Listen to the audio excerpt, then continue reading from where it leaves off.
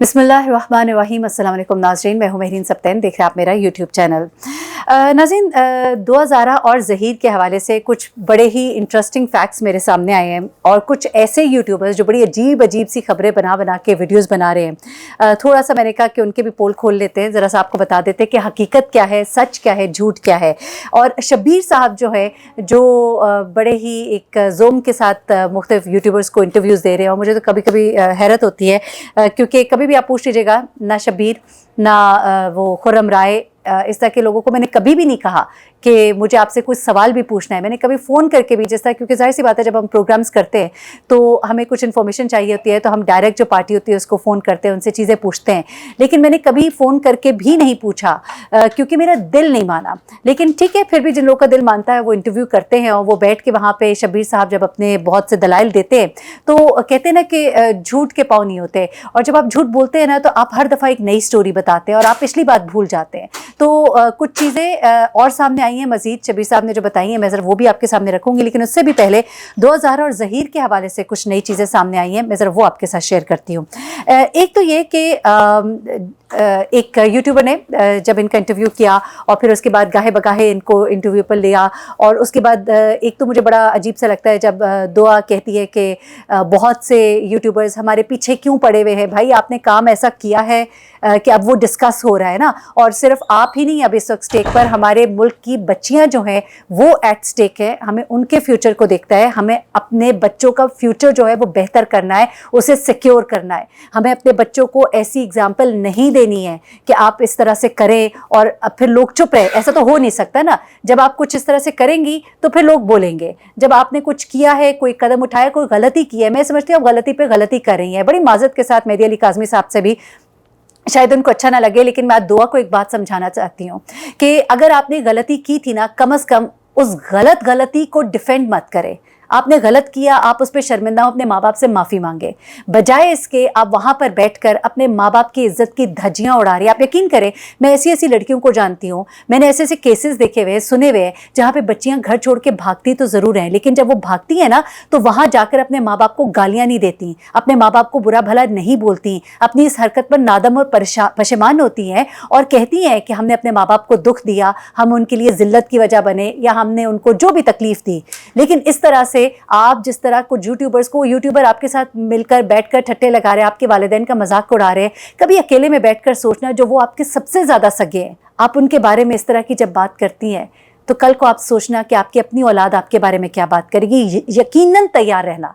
और मैं कहती हूँ अभी भी आपके पास वक्त है। मैंने एक लड़की का इंटरव्यू सुना और उसने एक बात कही और मुझे वो बड़ी दिल को लगी। उसने आपके लिए पैगाम दिया था, शायद वो पैगाम आप तक नहीं पहुंचा होगा, वो पैगाम मैं आपको पहुंचा दूं। और वो पैगाम ये था कि दुआ, आपके पास तो अभी भी वक्त है। मैं अपने माँ बाप के पास वापस जाना चाहती हूँ, मैंने भी पसंद की शादी की थी, लेकिन मेरे साथ जो हुआ है, मैं कहती हूँ कि मुझे कोई एक्सेप्ट कर ले, लेकिन मेरे वालिदैन अब मेरी शक्ल नहीं देखना चाहते। और उस लड़की ने आपको ये पैगाम दिया था दुआ कि तुम्हारे तो वालिदैन अभी भी तुम्हें कहते हैं कि दुआ पलट आओ, दुआ वापस आ जाओ, हम अभी भी बाहें खोले तुम्हारे मुंतज़िर हैं। तो ऐसे माँ बाप को आप इतना बुरा भला कहती हैं। उन लोगों के साथ बैठकर जिनको जुम्मा 8 दिन नहीं हुए आपको जानते हुए, और वो माँ बाप जिनकी रातों की नींदें जो है बर्बाद हुई हुई है, वो माँ जो तड़प तड़प कर दिन गुजार रही है, उस माँ के लिए आप ऐसे अल्फाज इस्तेमाल करती है। बहुत कुछ माँ बाप डांटते हैं, बहुत कुछ माँ बाप सख्ती करते हैं, लेकिन ऐसा रिबेलियस रवैया, हैरत होती है, मुझे बहुत हैरत होती है। लेकिन चले सर, मैं आ जाती हूँ। दुआ ज़ारा को एक तो जो बहुत ज़्यादा कहा जा रहा है जी, तीसरी जमात के बाद स्कूल ही नहीं भेजा गया। मैंने आपको उसके बारे में कुछ चीज़ें डिटेल्स बता दी, कब से वो स्कूल नहीं जा रही थी और क्यों नहीं जा रही थी, वो तमाम डिटेल्स तो दी। उसके बाद ज़हीर साहब जो है, इनके बारे में एक बड़ी बात कही जा रही थी कि जी ज़हीर जो है वो बड़ा ही इंटेलिजेंट इंसान है। तो मैंने आपको बताया जी वो इतना इंटेलिजेंट है जी, वो डॉक्टर बनने वाला है ना, वो फ्यूचर का डॉक्टर है। वो फ्यूचर का डॉक्टर जो है वो 21 साल की उम्र में अभी सिर्फ FSC करके फारिग हुआ है। FSC ये जो 21 साल की उम्र है ना, इसमें तकरीबन डॉक्टर बन गए होते हैं, हाउस जॉब करने के करीब होते हैं। 22 साल 23 साल की उम्र में ना हाउस जॉब कर रहे होते हैं। लेकिन वो ज़हीर साहब फ्यूचर के ब्राइट डॉक्टर जो है, और फिर माशाल्लाह हमारे मुल्क को ऐसे डॉक्टर्स मिलेंगे तो फिर उनके पास जो पेशेंट आएंगी ना, वो उन पेशेंट लड़कियों को ही भगा लिया करेंगे, ठीक है ना। वो ज़हीर जिसके बारे में उसके अपने दोस्तों ने बताया कि किस कदर वो दिल फेंक इंसान था। चले वल्लाह आलम, बेनिफिट ऑफ डाउट देते, हो सकता है वो झूठ बोल रहे हो, वो गलत कह रहे हैं, उनकी ज़हीर से कोई दुश्मनी हो। आगे चलते हैं। ज़हीर साहब का एक सर्टिफिकेट जो है वो मंजर आम पर आया, जिसमें इस इंटेलिजेंट और होनहार, जिसको कि वो यूट्यूबर बड़ा बता रही थी, बड़े काबिल A ग्रेडर, उनके सारे DDDDE اور اس کے بعد انہوں نے دوبارہ سے ایگزام دیا جس میں پتہ نہیں کیا ان کا جو بھی رزلٹ آیا جس کو بار بار دکھایا جاتا ہے، لیکن میں کلوز اپ اس کا نہیں دیکھ سکی بیسیکلی. لیکن یہ بھی چلے، ایک اور جھوٹ جو ہے وہ سامنے آیا. تو اب ذرا آ جاتے ہیں شبیر صاحب کی طرح. شبیر صاحب جو ہے نا وہ انٹرویو جب بھی دیتے ہیں نا تو برے پھنس جاتے ہیں. برے اس لیے پھنس جاتے ہیں کہ ان کے جھوٹ جو ہے نا وہ کھلتے چلے جاتے ہیں. اب پہلے آپ کو یاد ہوگا شبیر صاحب کا سب سے پہلا انٹرویو جب آیا تھا نا تو اس میں انہوں نے کہا تھا کہ جناب میں تو گھر پہ تھا، مجھے فون آیا، میں پریشان ہو گیا، ہم بھاگے بھاگے وہاں پہنچے اور پھر مجھے مطلب نکاح کرانا پڑا. دوسرے یوٹیوبر کو انہوں نے جب انٹرویو دیا، دوسرا جو انٹرویو دیا اس میں انہوں نے یہ کہا کہ جناب میرے پاس تو ظہیر آیا، اس نے کہا کہ جی وہ گھر چھوڑ کر آ گئی ہے، اب تو وہ میرے پاس آ گئی ہے، اب میں کیا کروں. اور پھر میں نے وکیل صاحب کو فون کیا اور پھر ہم اس کو لے کر گئے، ہم نے نکاح کرایا. اس کے بعد تیسرا ایک اور انٹرویو دیا، اس میں دوبارہ سے وہ پہلی والی سٹوری کی طرف آ گئے. اچھا میں نے اس بھی یہ پوائنٹ اٹھایا تھا کہ جناب علی، ہم جیسے لوگ جو ہے نا جن کا ہر وقت کا یہ کام ہے اور ہمیں تو پرابلمس بھی ہوتی ہیں بہت ساری، لیکن ہمارے پاس اپنا کوئی ایسا ذاتی وکیل نہیں ہوتا کہ جس کو ہم ایک دم سے فون کریں اور وہ فوراً سے جن کی طرح حاضر ہو جائے اور آخری وقت تک ہمارے ساتھ کھڑا رہے اور انٹرویو پہ انٹرویو دے اور دلائل دے کہ کتنا ایک اچھا کام ہے کہ آپ گھر سے بچی کو بھگائیں اور اسے شادی کر لیں. اور ایسا وکیل اور ایسا لائل اور ایسا آپ کے ساتھ وفادار، میں کہتی ہوں کیا بات ہے شبیر صاحب کی بھی کہ بڑے وفادار قسم کے ان کو وکیل ملے ہوئے. تو یہ ساری چیزیں جو ہے اب ایک بار پھر سے انہوں نے کچھ باتیں کہیں، پرانی باتیں اور تھیں. اب وہ جناب فرماتے ہیں کہ ہمارے گھر میں سے کسی کو بھی نہیں پتا تھا کہ 2000 وہاں سے سفر کر کے آ رہی ہے. جب وہ یہاں پر پہنچی تو پہلے بچی اور بچے کی آپس میں ملاقات ہوئی، میرا ان سے کوئی رابطہ نہیں تھا. دونوں کورٹ گئے، شادی کی. بچی نے اپنے ٹیب پر سرچ کیا ہوا تھا کورٹ میرج کیسے ہوتی ہے، گوگل سے راستہ کیسے ملتا ہے، کراچی سے لاہور کا فاصلہ کتنا ہے.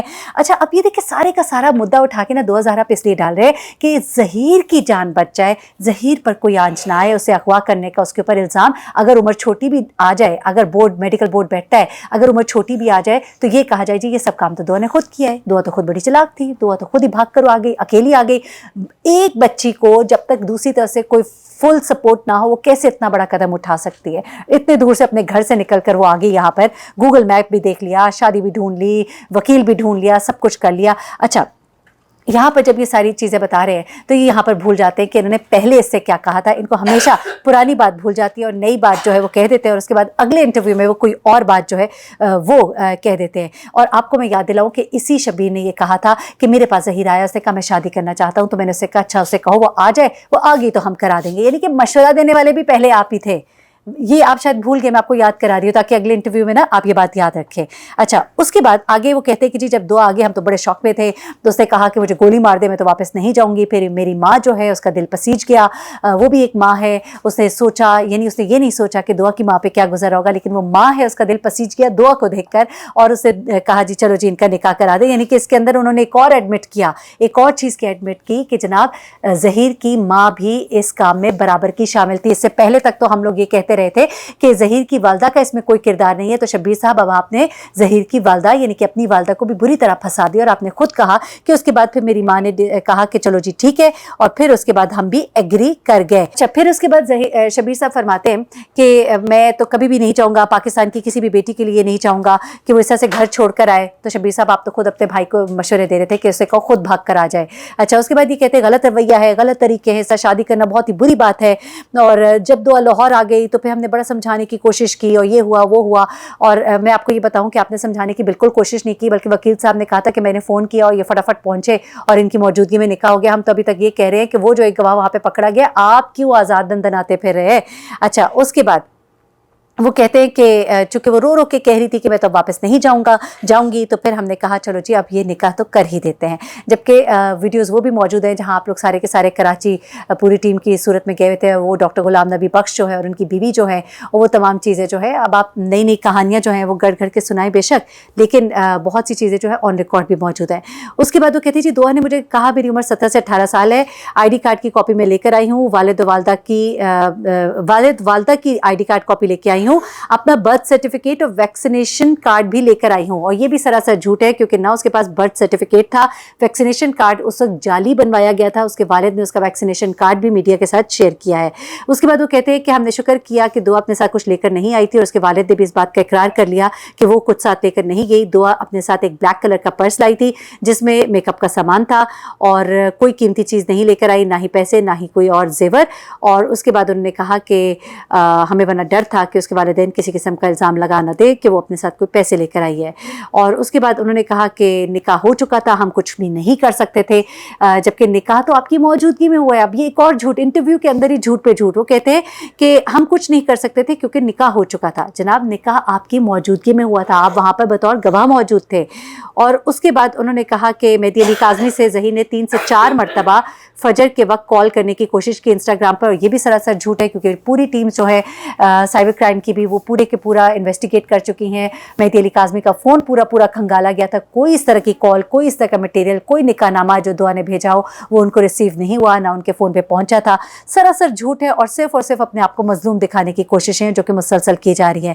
پھر ایک بار پھر سے انہوں نے دعا کے اس کزن کا ذکر کیا جس کے ساتھ کہ مہدی صاحب جو ہے شادی کرانا چاہتے تھے. تو میں نے آپ کو بتایا تھا کہ اب مظلوم کارڈ تو پلے کرنا ہے. تو دعا کو یہ کہانی بتائی گئی کہ اب تم یہ کہہ دو کہ چونکہ میری شادی ہونے والی تھی اس لیے میں بھاگ کر آ گئی, لیکن ایسا نہیں تھا کیونکہ مہدی علی کاظمی نے سر پہ قرآن رکھ کے بھی کچھ باتیں کی تھیں. اگر نہیں دیکھی وہ ویڈیو تو آپ دیکھ لیجئے, آپ کو اندازہ ہو جائے گا. میرا نہیں خیال کہ ایک باپ جو اپنی بیٹی کے لیے لڑ آئے اور ہر وقت اللہ سے دعائیں کر رہا ہے اور لوگوں سے کہہ رہے دعائیں کرو, وہ سر پر قرآن پاک رکھ کے کوئی اس طرح کا جھوٹ بولے گا.